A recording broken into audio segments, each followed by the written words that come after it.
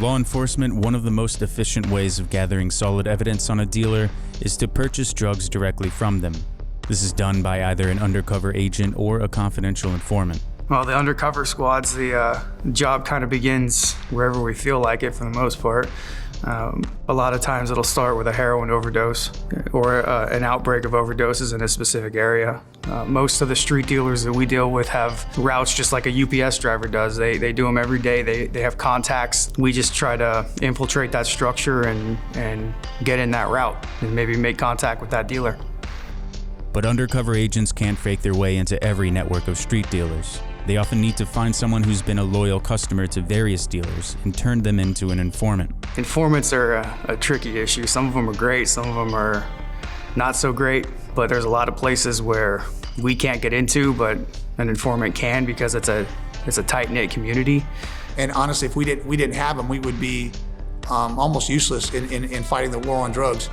By some estimates, up to 80% of all drug cases in the United States involve information from informants. In 2015, 60 Minutes found that about 100,000 individuals were actively working as informants. We've got housewives, we've got community members, we've got drug users, we got drug dealers. When they call me, I just go to work.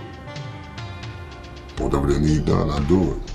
They looking for big stuff like, you trying to get a half a brick. That's when I come in. I meet up with my superior. We might meet up at a park or something, They tell me where they want me to go. I go to the spot. It's just like an average day. I go in there, what's up, y'all, what's up, what's up? I go in there and spend 80. I bring that back to my superior, give that stuff to him. He pat me down, make sure I ain't got nothing, I ain't cuffing nothing.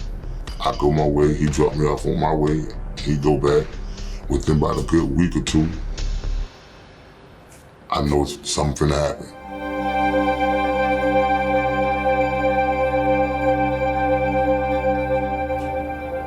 I just do what I do, go home, go back home. I ain't thinking about it. It's just, to me, a good deed for the day. The term war on drugs is a big misconception. That's looking at the problem at surface level. It's not a war on drugs, it's a war on crime and a war on addiction and mental health and poverty. Drugs fuel so much of all that. It's a huge misconception to think that we're just going after drugs, because that's not the main problem. That's the fuel for a lot of the problems we have. Next episode, we'll hear how an opioid addiction can start from a prescription and the social force of stigma that prevents so many from seeking help.